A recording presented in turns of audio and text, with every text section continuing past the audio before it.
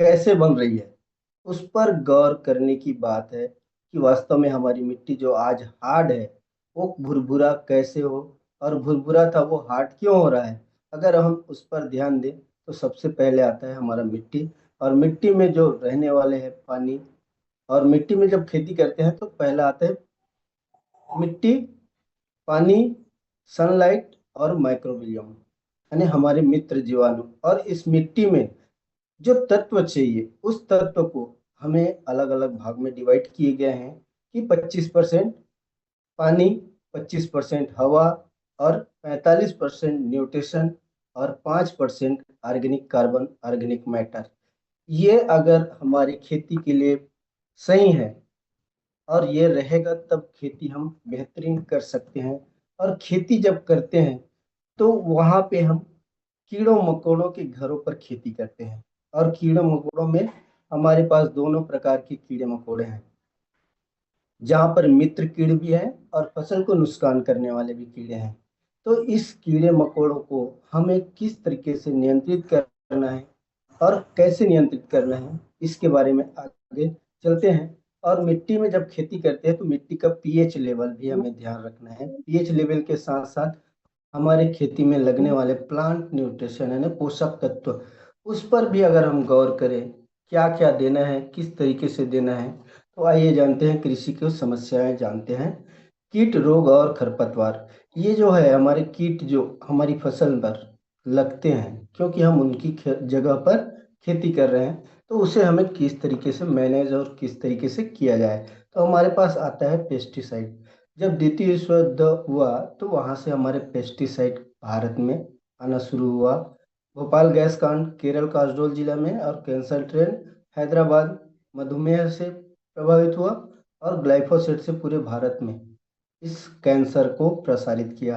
कुल मिलाकर हम जो भी कीटनाशक दवाई डाल रहे हैं उससे कीड़े तो मर नहीं रहे लेकिन इंसान मर रहे हैं। इस पर गौर करने की बात है। और रोगों का जो संसार है वो कहाँ से हो रहा है, जीवाणु, फफूंद, वायरस, निमाटोड, माइकोप्लाज्मा एवं अजैविक रोग, जिनके कारण से फसल में जो पोषक तत्वों की कमियां हो जाती है, और जो फल है, फूल है और कलर है, शेप है और क्वालिटी है, वो सब बाधित हो रहा है हमारी फसल में प्लांट न्यूट्रिशन और रोगों के कारण से। तो आइए चलते हैं खेती में हमारे जो कीट है जो हमारे फसल को नुकसान करते हैं, क्योंकि हम उनकी जगह पर खेती करते हैं। तो खेती में हमें दिखने वाले हैं तितलियां जो फसल को नुकसान करने वाली रहती है। तो इस तितलियां अपने जीवन चक्र कैसे करते हैं और किस तरीके से करते हैं। तो खेती में जो कीड़े हैं, तितलियां हैं, वो पहले अंडे देती है, अंडे से इल्ली, और इल्ली से वो कोसा में चला जाता है। लेकिन ये खेती में हमेशा साल भर बना रहता है, लेकिन हमारे फसल रहता है तभी दिखता है। तो उसके लिए हमें उस चीज को मैनेज करना है, क्योंकि आज से हम जब से देखते आ रहे हैं कि कीटनाशक का भरपूर और अंधाधुंध उपयोग होते जा रहा है, लेकिन आज तक कीड़े नहीं मर रहे हैं। और इस कीड़े को हमें मैनेज करने के लिए धन्वंतरी डिस्ट्रीब्यूटर प्राइवेट लिमिटेड ने हमें एक बेहतरीन ढंग से हमें कीड़ों को मैनेज करने के लिए कुछ उत्पाद दिए हुए हैं। लेकिन हमारे पास जो खेती में हर साल होने वाले जो नुकसान है वो खरपतवार नाशक के कारण से, जिसके कारण से बहुत सारी जो खरपतवार है जिसकी अलग अलग वैरायटियां बढ़ती जा रही है।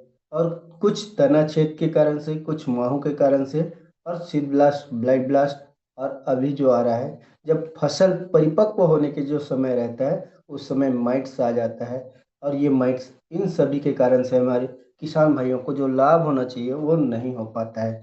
तो आइए, कृषि का उद्देश्य है हमारा भोजन, चारा और फाइबर का स्रोत है जो हम खिलाते हैं, हमारी खिलाती है, और हमारी पीठ पर कपड़े जो पहन रहे हैं, हमारे घरों के लिए लकड़ी, मिट्टी, उगने वाले जैविक चीजों से कुछ विकल्प है प्रदान करती है। लेकिन पशुपालन की जो क्रिया है वो भी हमारे द्वारा खाए जाने वाले मांस, दूध, अंडे, हमारे पहनने वाले ऊन के कपड़े जो कहलाते हैं वो भी हमारे खेती से ही आते हैं। तो हमारा आधार स्तंभ है खेती। तो खेती में जो अगर ठीक करना है तो आज वर्तमान को ठीक कर ले तो हमारा खेती ठीक होगा। इसीलिए धन्वंतरी ने वर्तमान को ठीक करने के लिए 2014 में इस मिशन को लेकर आया, मिशन ऑर्गेनिक इंडिया, जहाँ पर हम खेती करते हैं और खेती को अगर बेहतरीन ढंग से करना है तो उसके लिए धनवंतरी ने 2008-9 से ही एक मिशन को लेकर आया, हेल्दी इंडिया का, जहाँ पर गाय का पहला दूध लेकर आए और शरीर से डिटॉक्सी करने वाले डिटॉक्सीफाई जिनको लेकर आया, और यह हर उस इंसान की है जिसकी सांसें चल रही है। और यहाँ पर हमारे जो आदरणीय कोटिकर सर जी हैं और हमारे कृषि साइंटिस्ट लोग हैं, उनके माध्यम से यह मिशन हम सबको एक ज्ञानवर्धक मिला हुआ है। और जो हमारे कृषि के उत्पाद है वो इको फ्रेंडली है, यानी पर्यावरण और इंसान और इस धरती पर जितने भी जीव हैं उनको कोई नुकसान करने वाले नहीं हैं। और जहाँ पर बगल में है हमारे किसान द्वारा रिजल्ट लिए हुए गए उनके बारे में, और इस कंपनी को चलाने के लिए हमारे पास नेशनल और इंटरनेशनल सर्टिफिकेट है।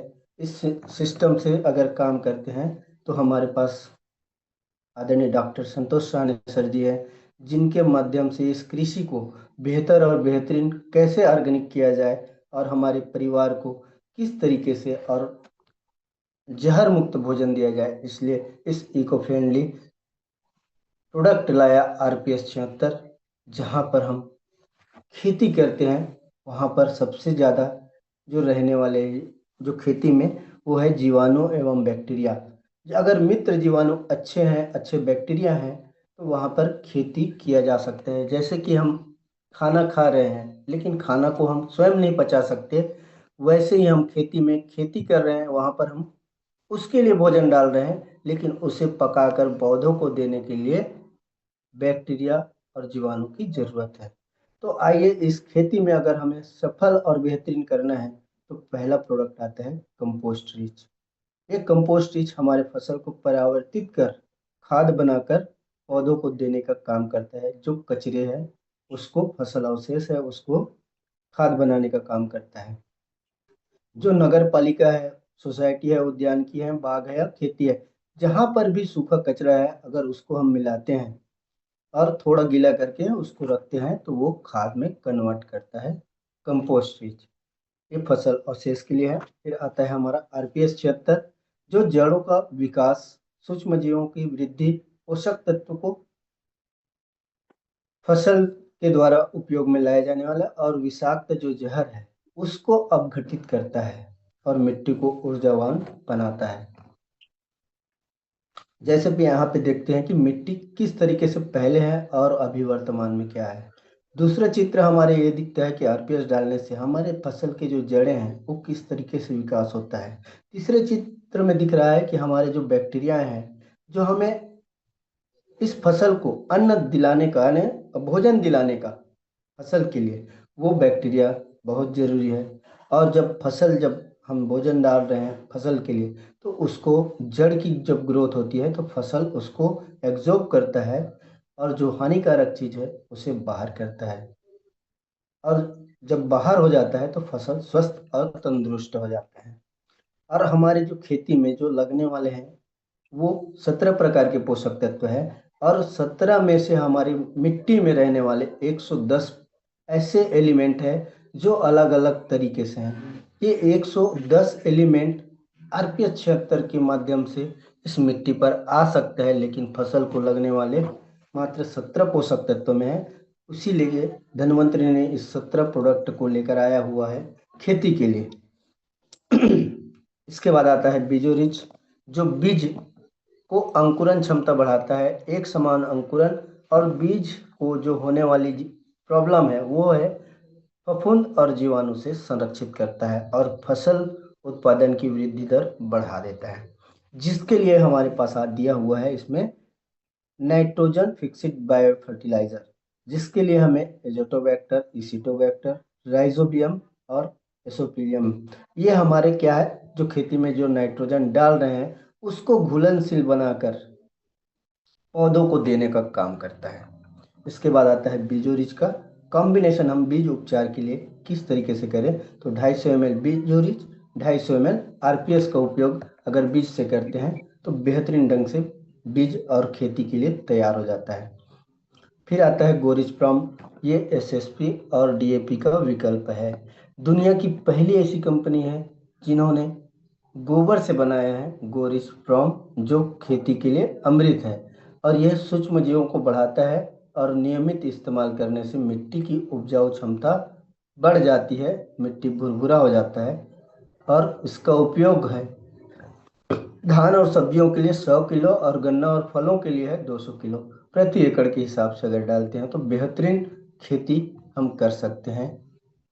और इसके द्वारा जब हम मिट्टी का पीएच लेवल अगर देखा जाए तो मिट्टी में कौन कौन से पोषक तत्व है, अगर उसको अगर हमें देखना है तो हमें लैब में टेस्ट करवाना पड़ता है। लेकिन हम लैब में नहीं जा सकते, इसलिए हमारे पास में अभी लगभग कुछ डिस्ट्रीब्यूटर के पास पीएच मीटर है।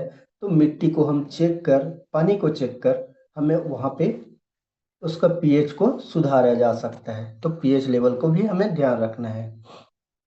इसके बाद आता है मिट्टी के लिए गोरस अल्ट्रा। ये ऐसा प्रोडक्ट है जो टेम्परेचर के ऊपर मेंटेन करता है। जैसे कि अगर इसका उपयोग कर रहे हैं तो हमें 3 महीने के हिसाब से करते हैं। तो मिट्टी में जो परिवर्तन होता है हर 3 महीने में मौसम, तो मौसम अभी बरसात गया है, फिर ठंडी आ रही, फिर गर्मी आएगी, तो इसका उपयोग हमें ठंडी, बरसात और गर्मी से राहत देने के लिए और वहाँ पे हमारी फसल को क्वालिटी और वजनदार बनाने के लिए मजबूत और बेहतरीन काम करता है। और मिट्टी में जो बैक्टोरिच है, इसका अनुकूल वातावरण जो है जीवाणु और सहजीवी मित्र जीवों को बढ़ावा देना है। इसमें 7 प्रकार के जो बॉटल है उसमें है पूरा जीवाणु, और एक आकार है व्यायाम जिसको माइकोराजा बोलते हैं, जो फसल में रहकर, फसल के जड़ों पर रहकर फसल की जड़ों को मजबूती प्रदान करता है। इसलिए हमारे मिट्टी में जितना भी खाद या पोषक तत्व दे रहे हैं उसको बैक्टोरिच के माध्यम से उसको घुलनशील मिलाकर पौधों को देने में मदद करता है। फिर आता है आरपीएस सुगर गोल्ड और आरपीएस दानेदार। ये दानेदार ऐसे है कि सफेद जड़ों का निर्माण करता है, पोषक तत्वों की उपलब्धि कराकर बढ़ाता है और जल धारण क्षमता को भी बनाता है। जल धारण क्षमता इतनी बनाता है कि 33% अगर पानी कम हो रहा है फसल में परिपक्व के समय, तो उस समय भी यह आरपीएस दानेदार या सुगर गोल्ड गन्ने के लिए है। तो ये हम इस्तेमाल कर रहे हैं, जिसके लिए अभी कंपनी ने बहुत बढ़िया ऑफर दिया हुआ है, तो किसान भाइयों को इसके बारे में भी जानकारी देना है। इसके बाद आता है हमारे जो फसल में जड़ संबंधी समस्याएं होती है, जो हानिकारक फफूंद है। जो फफूंद अगर हम जड़ों पर निमटोड हो रहा है तो उससे बचाने के लिए इस सॉइल गार्ड का उपयोग करते हैं, तो फसल की रोग प्रतिकार शक्ति बढ़ जाती है, उसकी इम्यूनिटी पावर बढ़ जाती है। तो इसको हमें पहले गोबर खाद के साथ दे सकते हैं या ड्रिंचिंग के साथ दे सकते हैं या ए में दे सकते हैं, नोजल खोलकर भी दे सकते हैं पौधों को। इसके बाद आता है हमारा रोग, जिसको हम रोग बोलते हैं, जो ब्लाइट ब्लास्ट। तो गर्मी की जो टेम्परेचर, जैसे अभी अचानक से गर्मी पड़ेगी, कोई कोई दिन ठंडी तो रहेगी, लेकिन अगर गर्मी पड़ रहा है और वहाँ पे रोग हमें समझ में नहीं आ रहा है कि ये फफूंद है कि बैक्टीरिया है, तो फफूंद जनित रोग के लिए प्लांट गार्ड का अगर उपयोग करते हैं तो वो कंट्रोल हो जाता है और गर्मी के सहने की शक्ति है इसके लिए। और जो यहाँ पे माइकोरिच है,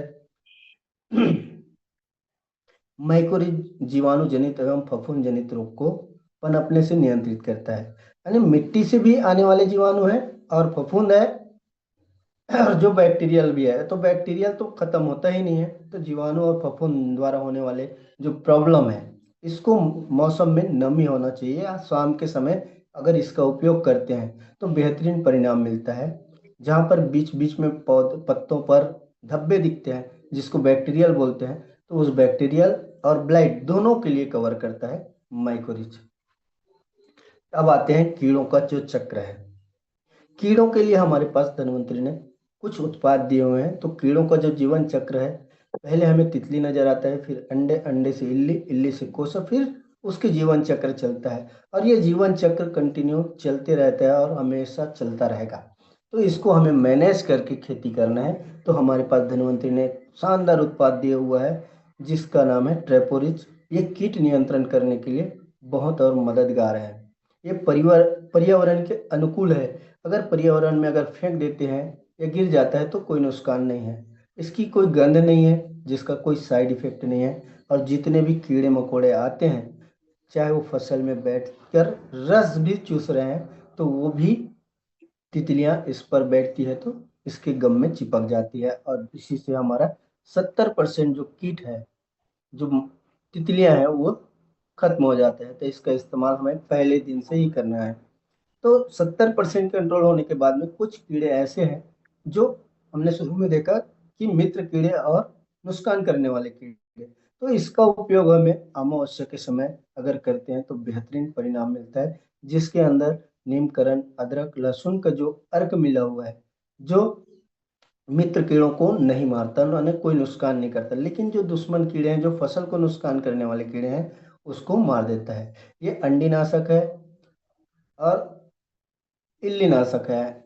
इसके साथ साथ जो प्रजनन जो क्षमता है उसको भी घटा देता है, यानी आने वाली जो जनरेशन है उसको भी रोकता है। इसके बाद आता है सिल्कोरिच। सिल्कोरिच जो पत्ती में अगर हम डालते हैं और पत्तियों पर जब सफ़ेद आ जाता है, तो वहाँ पे एक लेयर बनता है जो दांता की तरह हो जाते हैं। जिस तरीके से हम गांव तरफ आरी बोलते हैं, वैसे आरी बन जाती है पत्ती के दोनों कॉर्नर पे। और जैसे ही तितलियां या इल्लियां वहां पर चलती है तो उसके शरीर से पंचर हो जाता है, और पंचर होने के बाद में उसके पानी खींच देता है, और वैसे ही वो खत्म हो जाता है। तो इस सिल्को रिच के माध्यम से फसल को मजबूती भी मिलता है और कीड़ों को खत्म करने में भी मदद करता है। इसके बाद आता है क्रॉप गार्ड।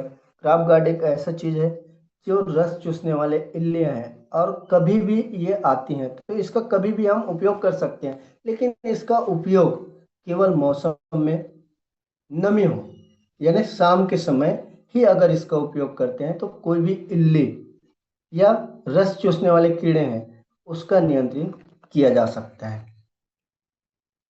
फिर आता है हमारा फ्लोरा रिच। अभी अरहर की फसल जिनके पास है, उस अरहर में अगर हम डेमो दे रहे हैं तो बहुत शानदार ढंग से रिजल्ट आ रहा है कि अगर 5% फूल शुरुआत हो रही है, या सब्जियां हैं जहाँ पर फूलों का जो शुरुआत हुआ है वहां पर अगर देते हैं तो मौसम में अभी परिवर्तन होते जाता है, कभी बदली हो रहा है, कभी कुछ हो रहा है।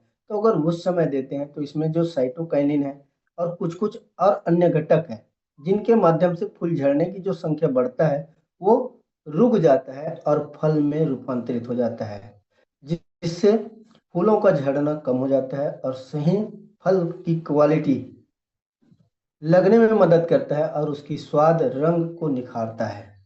इस तरीके से हमें फ्लोरा रिच का इस्तेमाल भी बेहतरीन ढंग से करना है। फिर आता है स्प्राउट रिच, जो प्रकाश संश्लेषण की क्रिया को बढ़ाता है, सभी प्रकार के पोषक तत्व उपलब्ध कराता है जो हमारी मिट्टी में डाल रहे हैं और मिट्टी में उपलब्ध है उसको जड़ों तक ले जाने का काम करता है। इसके साथ साथ कण से दिलाने में भी मदद करता है और नाइट्रोजन की उपलब्धता कर पोषक तत्वों को संतुलन बनाता है।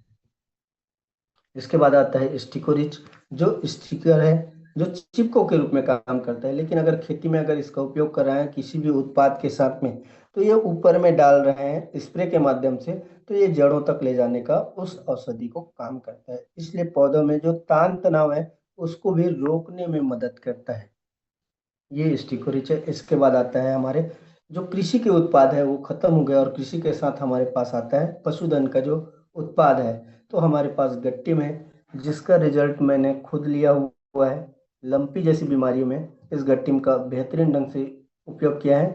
तो लंपी में भी अभी भी कहीं कहीं पे लंपी दिख रहा है तो वहाँ पे उसका इस्तेमाल किया जा सकता है। फिर आता है हमारे जानवरों के लिए जो दूध देने वाले हैं या बैल जोड़ी है, उनकी जो पावर है, उनकी इम्यूनिटी पावर को बढ़ाने में मदद करता है कैटल रिच। और अभी रिजल्ट वर्तमान में फिर लिया जा रहा है, जिसका पैर झिंझना रहा है, यानी जो जानवर क्या बोलते हैं उसको यानी लुचकाता है उस पैर को, तो उस लुचकाने वाले पैर को भी ठीक हो रहा है, क्योंकि ठंडी के दिन में वो ज्यादा लुचकाता है, तो वो भी कैटल रिच से ठीक हो रहा है। फिर कैटल रिच लिक्विड मुर्गियों के लिए हमें बेहतरीन ढंग से इसका इस्तेमाल करना है और लोगों को जानकारी देना है कि मुर्गियां भी स्वस्थ रहे। इसके बाद आता है एक्वा रिच, जो मछली की जो खेती करने वाले किसान हैं उनके लिए एकदम बेहतरीन ढंग से दिया जा सकता है। अगर इसका इस्तेमाल किया जाए तो वहाँ पे प्रकाश संश्लेषण की जो क्रिया है मिट्टी में और जो बढ़ती है, और पानी में जब डालते हैं इसका, तो ऑक्सीजन लेवल बढ़ जाता है और पानी जो प्रदूषित हो रहा है वो स्वस्थ हो जाता है, जो पीने योग्य है।